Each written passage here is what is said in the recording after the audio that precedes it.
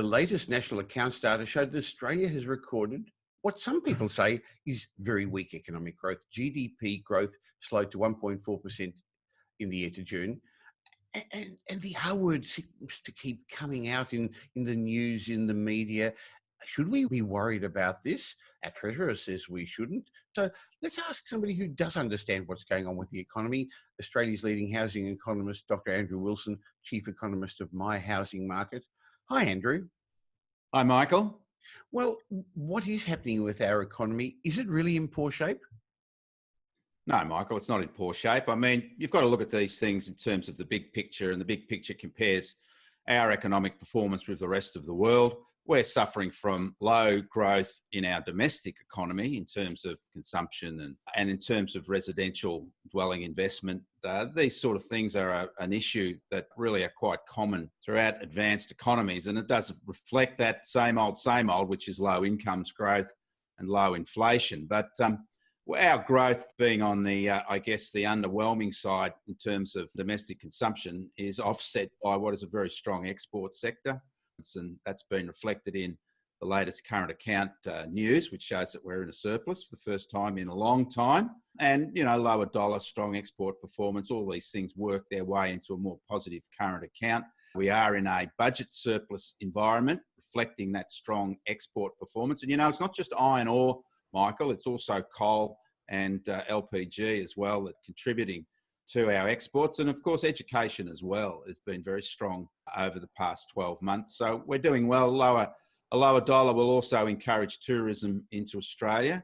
So, we're well placed comparatively to start to spend, which I think we're going to have to start doing. Those jungle drums are beating, that government spending has to be ramped up. And of course, that was another positive contributor to GDP was government spending. So government spending, the export sector, that kept us ticking over reasonably well. And I mean, I know those numbers were, when we looked at the past 4 quarters, it's the lowest annual growth over a 4-quarter period since the GFC. So I guess that creates quite an exciting headline. But all that does, looking at those 4-quarter results, is replace the previously strong quarter with the latest quarter, and that brings down the 4-quarter result. But if we annualise the latest result, it was the same as the previous quarter, the March quarter. So we didn't go backwards, we didn't go forwards, but we had a subdued but reasonable result again. And I think the prospects for dwelling investment are now to pick up, particularly established dwelling investment, as we've seen higher prices and more activity in that sector. Of course, you've got to remember this GDP number was the June quarter, and exports will continue to thrive. The dollar's lower, and governments are being certainly encouraged now to continue to spend. And with a budget surplus, they've got the goods to be able to do that, Michael. So keep positive. Those numbers weren't too bad. And certainly, let's not start talking again about the recession nonsense. We've got a fair way to go before we start to worry about that at the moment.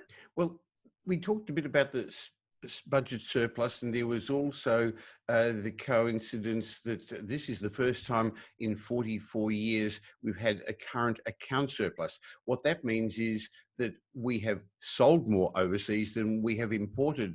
Yes, you clearly said it's liquid natural gas, coal, iron ore, and the low dollar that's helped. Is it though that we're not importing as much because of lack of consumer spending? How's that going? Well, that certainly works into the equation, Michael. And a lower dollar means that what we import is more expensive. So that's a disincentive, obviously, to purchase.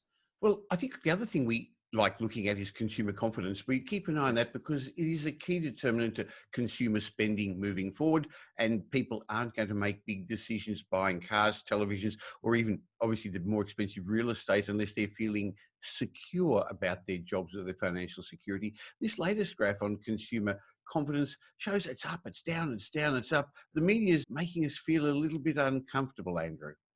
I'm not a great advocate for consumer sentiment surveys, Michael. I think that they just reflect what the chat is in the marketplace. That's why they're volatile, as you said. I think the real issue with consumerism and consumer confidence is incomes growth. That's the real vexed issue, that incomes are still not really growing as we'd like to see them grow. I know that the Treasurer is now talking about changing the target for inflation for the Reserve Bank. I think that sends a pretty, problematic message that if you can't get your benchmarks, right? Well, change the benchmarks. There's arguments obviously for that because we're in a different economic environment. But I think that what we need to be focusing on is incomes rather than inflation, because inflation will follow incomes. And that's where we've got to sort of get a lift, I think, particularly in government spending. I don't think lower interest rates will fuel the type of competition in the labour market that we need higher incomes from. We really do need more targeted spending. And I think we've got to be smart about that. It's not just building bridges and roads and whatever, dams. It's also got to be perhaps think a little bit outside the square in terms of how we stimulate the market or the economy through fiscal policy. But certainly we're in a position to be able to do that, improving budget outlook. The other thing, of course, is the lower GDP means that the interest rate cuts that the market has factored into are very likely going to go ahead.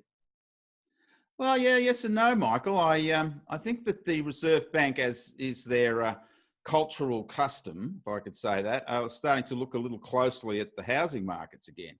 And maybe if we continue to see the sort of growth that's been reported recently in house prices, they might just think twice about cutting rates again. I don't think they should cut rates again. I think there's plenty of stimulus in the marketplace as there is. I don't think it'll do any good other than, we run out of ammunition in case we do have a significant economic shock that we need to stimulate our economy with.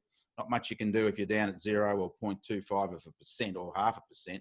And what it does is it puts pressure on financial institutions because it cuts their margins. So I think we've got to be a bit clever about this interest rate panic it's starting to look like. And I think that perhaps the Reserve Bank might be having second thoughts if it sees a strong rebound in the housing market to cut again. I think there's probably another cut in the pipeline because the Reserve Bank's really committed themselves to that. But I'd suggest that they be prudent and wary about going forward further than one more cut, to be quite honest. You're right. They've painted themselves into a corner. Be careful what you ask for because they suddenly got what they didn't want. This little, it's not a property boom, but again, an increase in sentiment and some really good results in the property market. Yeah, absolutely. It's been a very good August, as we'll see our monthly update with the data, and we will see that continue on. There's certainly momentum building in our markets. That's a good thing, and hopefully that'll move its way through into construction again, which is certainly in the doldrums. And we need that to get to those very heroic forecasts or hopeful outcomes of 4% unemployment rates from the Reserve Bank. I'm not sure we're going to achieve that. I think our unemployment rate, and I don't want to sound pessimistic, might be heading in the other direction, up towards 6% rather than down towards 4%. Well, all that means is lots of interesting times ahead, lots of reasons for us to have our weekly discussion, our Property Insiders discussion, and dissect and see what's going on. Thank you very much for your time, Andrew. Thank you, Michael.